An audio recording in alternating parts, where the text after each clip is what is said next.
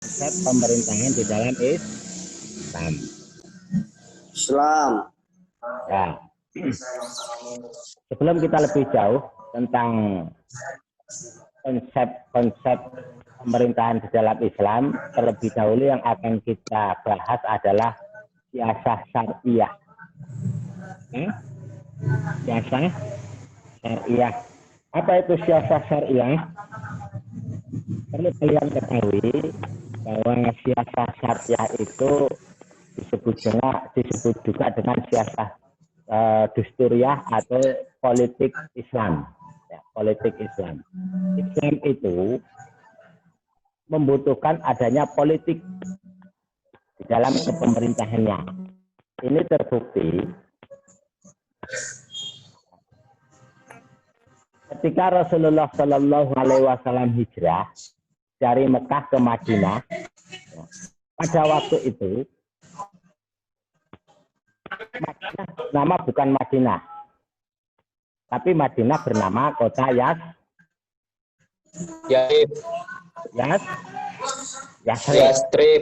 Ya, Yasrib. Sebelum menjadi nama Madinah, nama kota itu adalah kota Yasrib.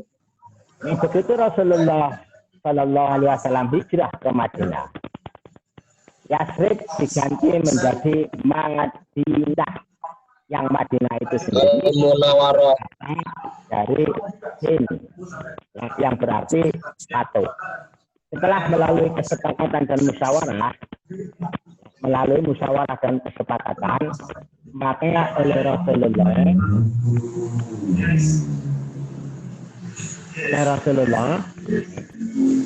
diproklamirkanlah kota itu yang tadinya kota Yasrib berubah menjadi nama Madinah. Nama Madinah. Ya. Apa maksud diproklamirkannya kota Madinah itu? Tidak lain dan tidak bukan, ini adalah bagian daripada, ini adalah politik. Politik dicanangkan oleh Rasulullah waktu itu. Ya. Dengan diproklamirkannya Yasrib menjadi Madinah, ini menunjukkan bahwa di Madinah itu ada kekuasaan, ada kepemerintahan yang dipimpin langsung oleh Rasulullah Shallallahu Alaihi Wasallam. Ya, dengan pemerintahan dan kekuasaan itulah nanti akan mengatur tata kehidupan manusia.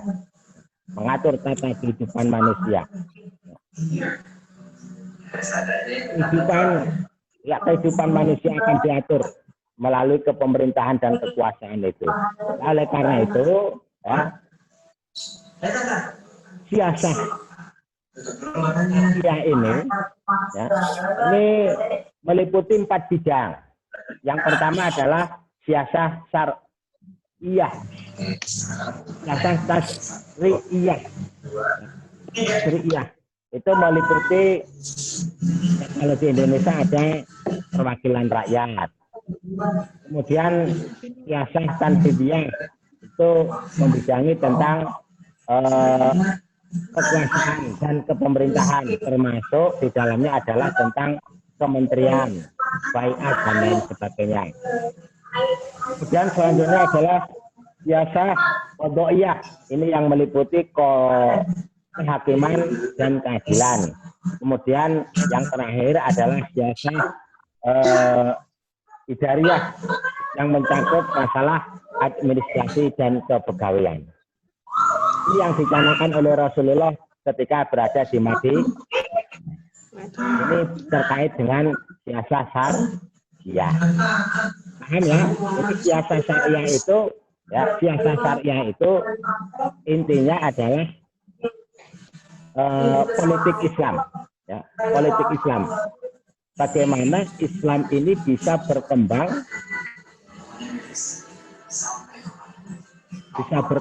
ya, di bawah kepemimpinan, di bawah kekuasaan, di bawah kepemerintahan Islam.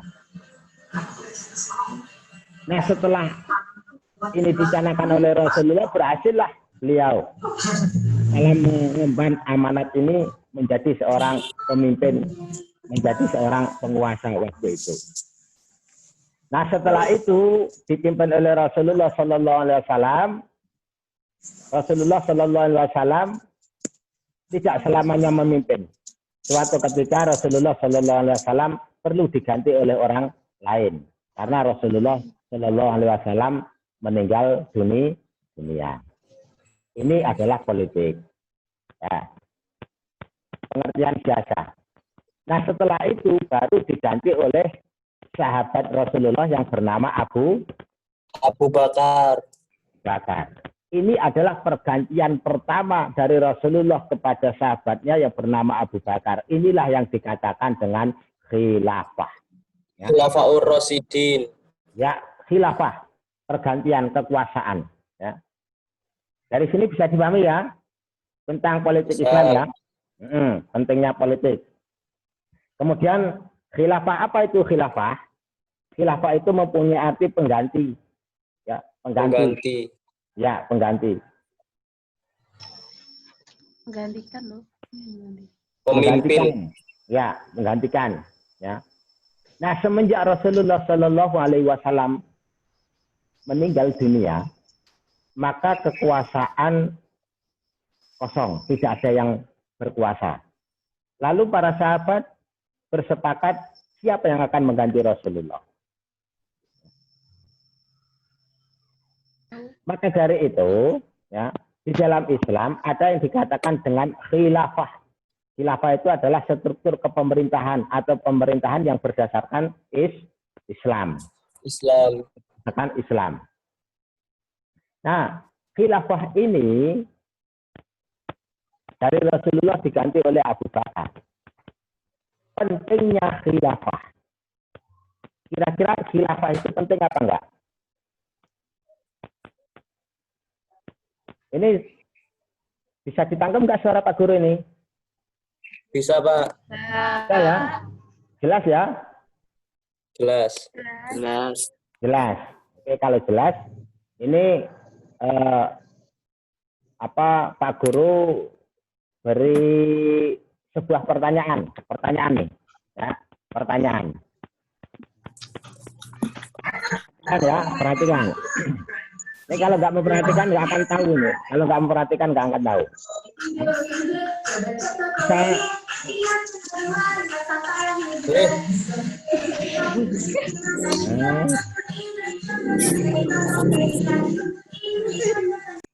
Apa sih? Ngawur. Tolong Asmaul Husna jangan dibaca dulu ya. Asmaul Husna jangan dibaca dulu. Kita tahu, perhatikan, kita tahu bahwa Rasulullah Shallallahu Alaihi Wasallam ketika meninggal dunia, maka masyarakat Islam pada waktu itu kondisinya adalah bingung dan bimbang. Ada sebagian masyarakat yang tidak percaya bahwa Rasulullah telah meninggal. Tapi ada sebagian masyarakat yang memang percaya bahwa Rasulullah telah meninggal. Nah, dalam urusan ini, karena Rasulullah itu seorang pemimpin, maka apa yang dilakukan oleh umat Islam waktu itu, perhatikan. Apa yang dilakukan oleh umat Islam waktu itu ketika Rasulullah Shallallahu Alaihi Wasallam meninggal? Masyarakat itu mengurusi Rasulullah, mengurusi pemakamannya atau membentuk pengganti Rasulullah terlebih dahulu.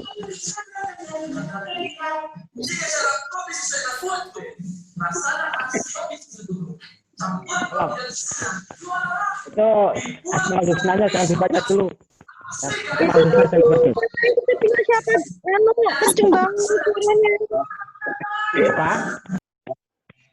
Itu suara TV, Pak. Kenceng banget enggak? Banget gimana? Udah. Ya, sudah ya. Ya. Nah, ketika Rasulullah meninggal, apa yang dilakukan oleh umat Islam waktu itu? Memakamkan Rasulullah terlebih dahulu, baru membentuk pemimpin, atau membentuk pemimpin dulu, baru memakamkan Rasulullah?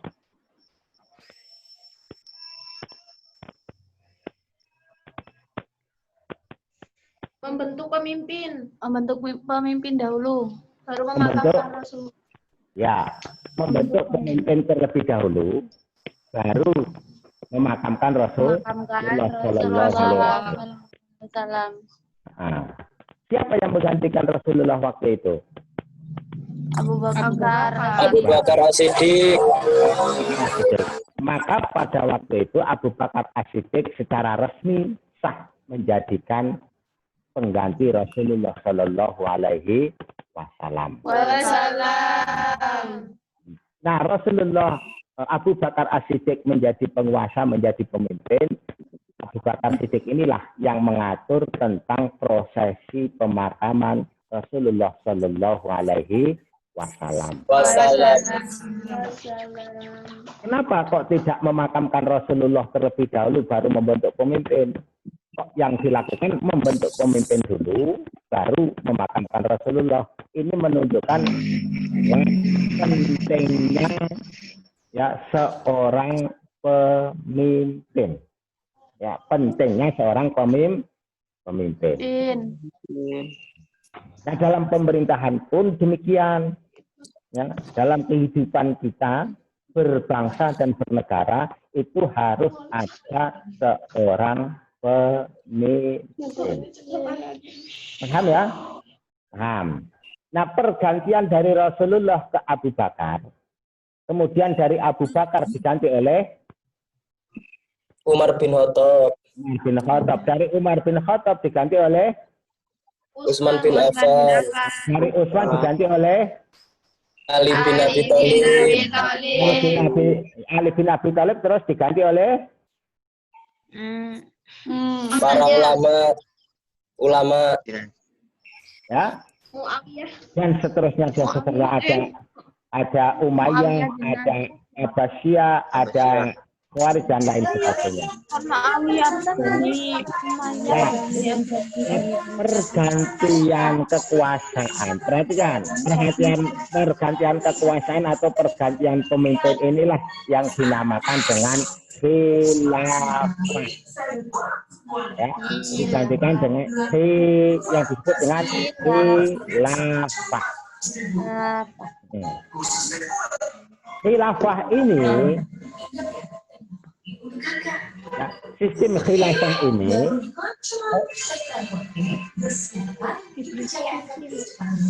Wah, itu ada suara TV lagi tuh. Ya, itu TV-nya siapa tuh? Ya Allah, ya Allah. Tolong dimatikan, TV-nya tolong dimatikan. Tolong dimatikan.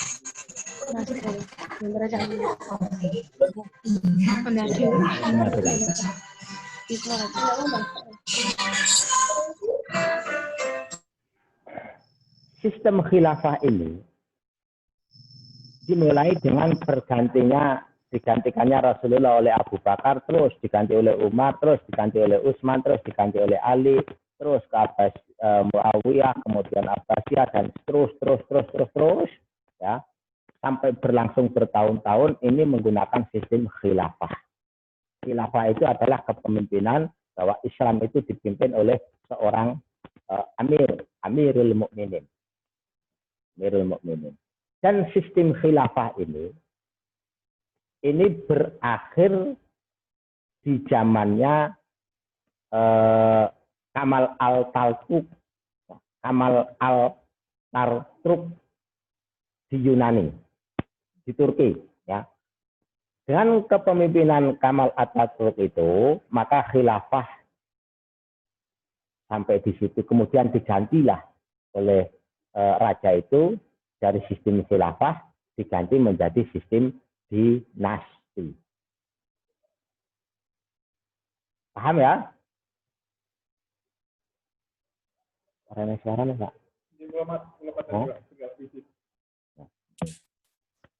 Ya. Sistem khilafah diganti oleh Dinasti. Di zamannya Kemal Atatürk di Turki. Pada tahun berapa itu? Tahun berapa?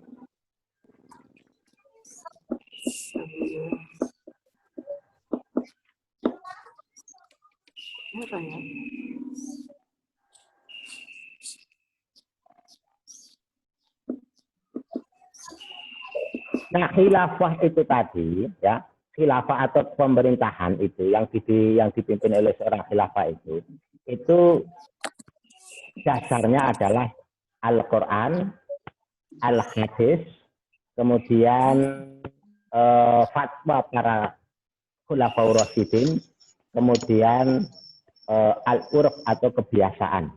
Ini yang menjadi dasar daripada kekhilafahan. Paham ya? Khilafah.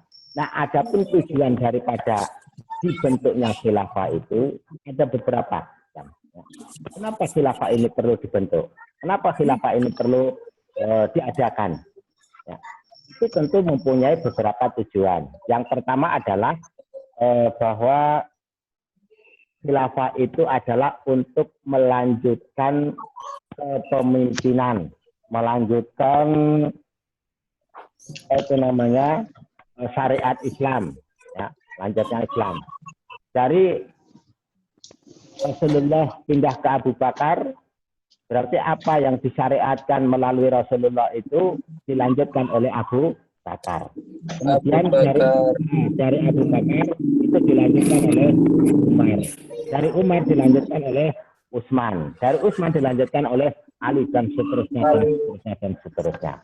Ya, ini tujuan utamanya adalah untuk melanjutkan, ya, untuk melanjutkan. Paham ya? Paham. Nah, yang kedua apa yang kedua? Untuk mencapai kebahagiaan lahir dan batin dengan aparat yang bersih dan berwibawa. Bisa jadi ya. Yang jelas untuk selanjutnya adalah memelihara dan menjaga agama Islam dan menegakkan aturan-aturan dalam mengatur urusan duniawi. Ya. Itu memelihara agama Islam. Ya. Sebab kalau tidak ada pemimpin, maka rakyat atau masyarakat itu akan kacau hidupnya. Ya.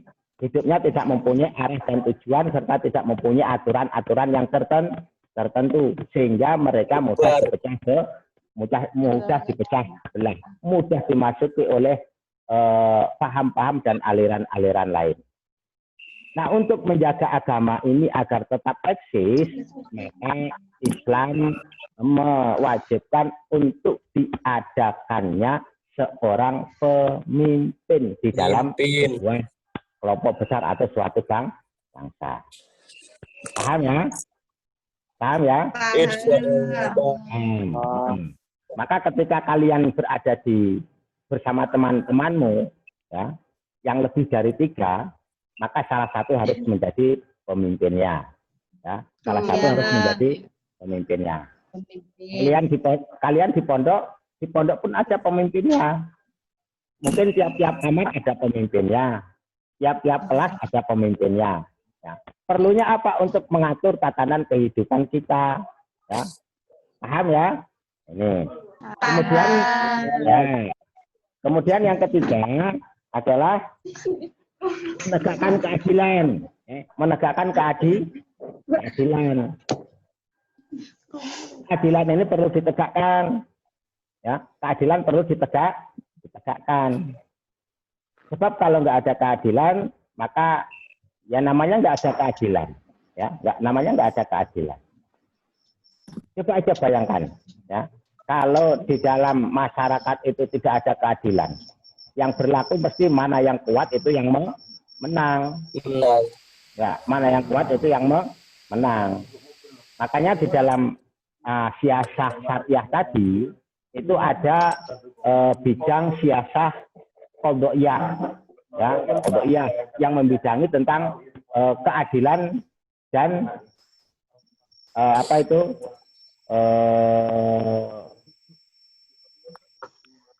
Ya, keadilan dan apa tadi?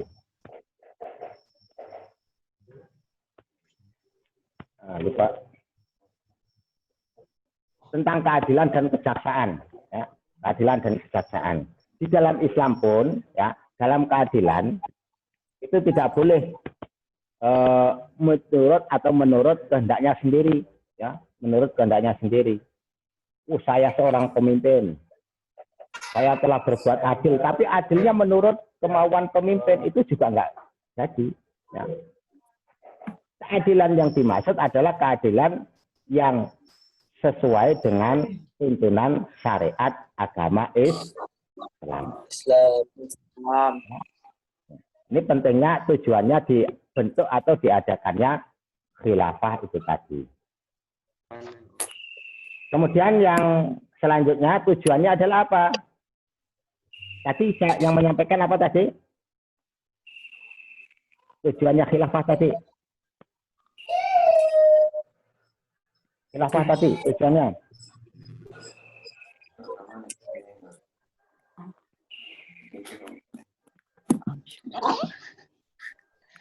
Ya. Untuk menjaga stabilitas negara dan kehormatan agama. Ya. Untuk memelihara atau menjaga kehormatan dan agama dan negara. Ya, keamanan negara. Ya. Kehormatan dan keamanan negara. Negara itu bisa aman karena adanya seorang pemimpin. Di kampung kalian punya kampung tadi rumah? Masing-masing. Masing-masing kalian itu punya kampung. Hidup di kampung. Desa, Pak. Atau desa. Ya. Ya. Desa yang kalian tempati itu aman apa enggak? Alhamdulillah, Pak. Alhamdulillah aman. Ya. Kadang-kadang. Alhamdulillah aman. Nah, kenapa aman? Karena ada pemimpinnya. Coba kalau nggak ada pemimpinnya. Ya, coba nggak ada pemimpinnya. Wah, semua tindak kejahatan akan masuk di kampung itu. Ya. Tapi ini tidak terjadi karena adanya pemimpin. Ya. Itu tujuannya dibentuknya adalah khilafah.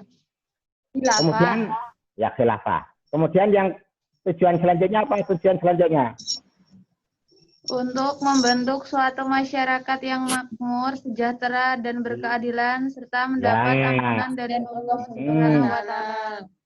Amin. Tentunya diadakannya pemimpin itu, yang namanya pemimpin pasti punya rakyat. Ada yang mimpin, ada yang dipimpin. Nah, seorang pemimpin itu harus mengayomi yang dipimpin, agar yang dipimpin itu bisa merasakan kemakmuran, bisa merasakan ya kesejahteraan, bisa merasakan kebahagiaan.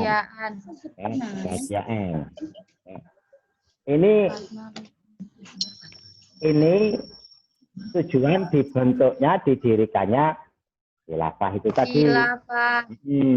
Ya. Kemakmuran tidak akan tercapai kalau tidak ada pemimpinnya. Ya. Kemakmuran, kebahagiaan, kesejahteraan itu bisa tercapai ketika ada pemimpinnya, ada pemerintahannya, ada penguasanya. Tuh. Kemudian apa lagi?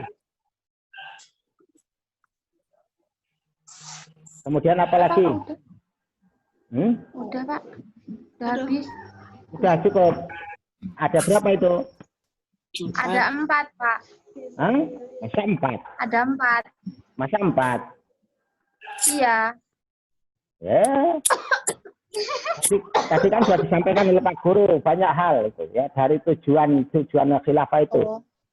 Tujuannya ada berapa itu tadi? Ada 4 Pak, cumaan di materinya. Ada 4. Ha-ha. Ada 4 itu, di situ ada 4 ya. Ada 4. Apa aja itu? Apa? Melanjutkan ya. Satu. Nah, Ini kan melanjutkan kepemimpinan agama Islam setelah wafatnya Rasulullah SAW. ya. 2. Untuk mencapai kebahagiaan lahir dan batin dengan aparat yang bersih dan berwibawa. Nah, 3. Untuk menjaga stabilitas negara dan kehormatan agama. ya. 4. Untuk membentuk suatu masyarakat yang makmur, sejahtera, dan berkeadilan serta mendapat ampunan dari Allah Subhanahu wa Ta'ala. Nah, iya. Ya. Jadi tujuan dibentuknya khalifah itu ada 4. Bisa dipahami dari sini ya? Bisa. Ada yang mau ditanyakan? Ya Allah. Ini Pak. Ya, silakan. Pak. Nah.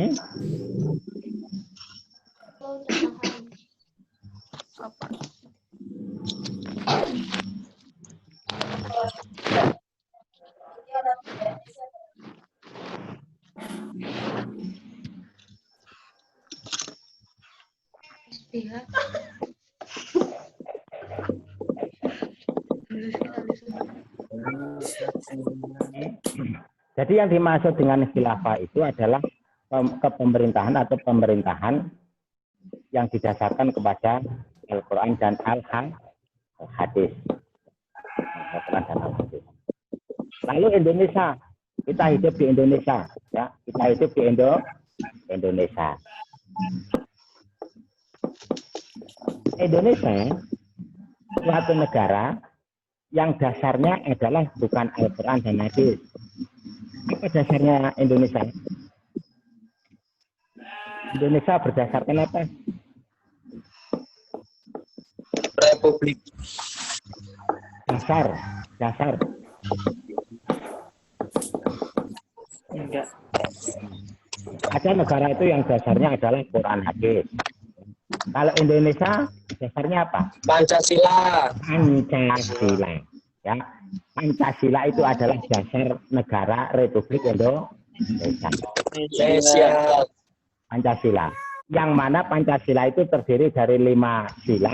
Yang 5 sila itu ya telah dirumuskan oleh penguasa-penguasa dan oleh para ulama-ulama tempo dulu yang mencetuskan menghasilkan 5 butir sila di dalam Pancasila itu. Nah, yang perlu kita ketahui dan perlu kita pahami, ya, Indonesia ini bukan negara bukan negara Timur Tengah, bukan negara Arab, ya, bukan negara Arab. Yang mana Indonesia ini penduduknya adalah campur baur, ya, agama juga campur baur, adat istiadat juga campur baur, tidak hanya satu, ya, tapi banyak. Yang perlu kita pahami bahwa di era-era akhir-akhir ini, ya, di akhir-akhir ini ada sekelompok manusia yang menggembar-gemborkan adanya khilafah, ya, adanya khilafah. Jadi mau membentuk kedua khilafah kepemimpinan yang didasarkan kepada Al-Quran dan Al-Hadis.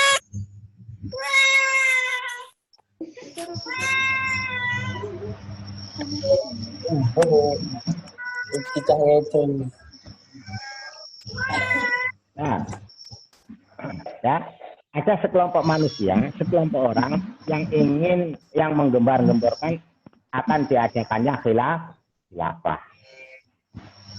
Menurut kalian, mungkinkah khilafah ini didirikan di Indonesia?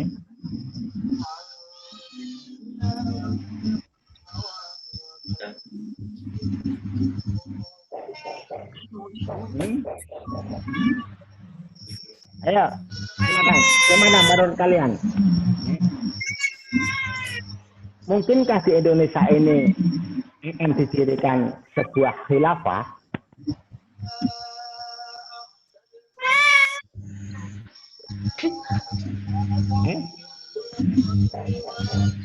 Mungkin apa?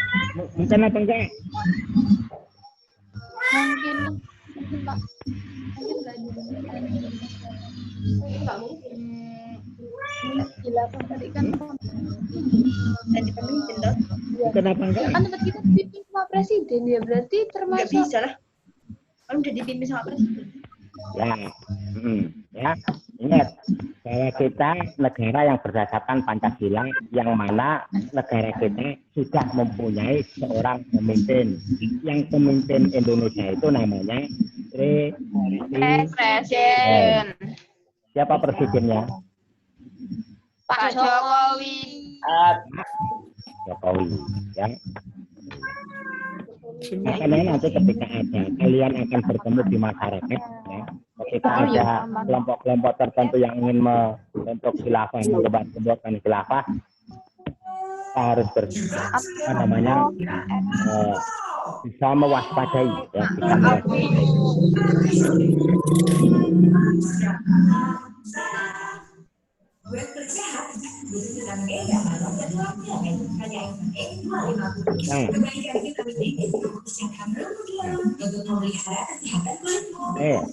Ini adalah tujuan daripada pemerintah. Kita lihat lagi. Terus setelah tujuan khilafah itu apa lagi tuh? Materi selanjutnya apa? Materi selanjutnya?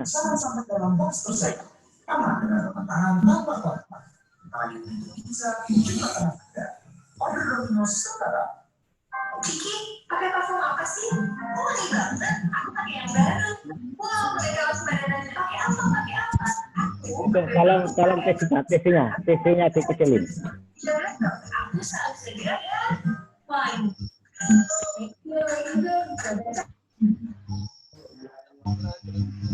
Setelah